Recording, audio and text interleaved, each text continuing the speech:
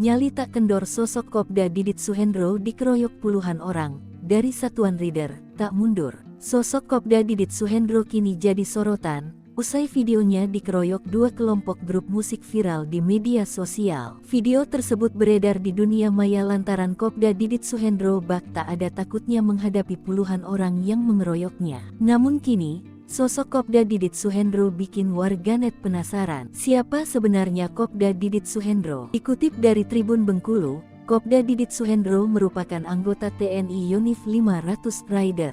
Dihimpun dari beberapa sumber, Kopda Didit Suhendro berencana pulang dari Surabaya melewati Jalan Ra Abdul Aziz pada Senin tanggal 25 Maret tahun 2024 malam. Saat itu korban memarkir mobil sebentar di depan toko material jalan tersebut untuk istirahat sejenak. Tak lama berselang datanglah dua grup musik daul dari grup Dharma dan grup Klampar yang berhenti di tempat yang sama. Ketika anggota Yonif Rider 500 tersebut ingin melanjutkan perjalanan pulang ke rumahnya, mobilnya terhalang oleh kedua musik daul yang menutup akses keluar mobil dari tempat parkir. Kopda Didit Suhendro turun dari mobil dan minta izin ke kedua grup musik daul tersebut untuk menggeser musik daulnya. Dari grup Klampar sudah mengizinkan, namun sebaliknya dari pihak grup Dharma tidak mengizinkan karena masih akan main lagi. Kopda Didit Suhendro pergi lagi ke grup musik daul Dharma dan tidak terima dan menarik baju Kopda Didit Suhendro sekaligus memukulnya dan saat itu terjadilah keributan. Banyak warganet ikut menanggapi pengeroyokan yang dialami Kopda Didit tersebut.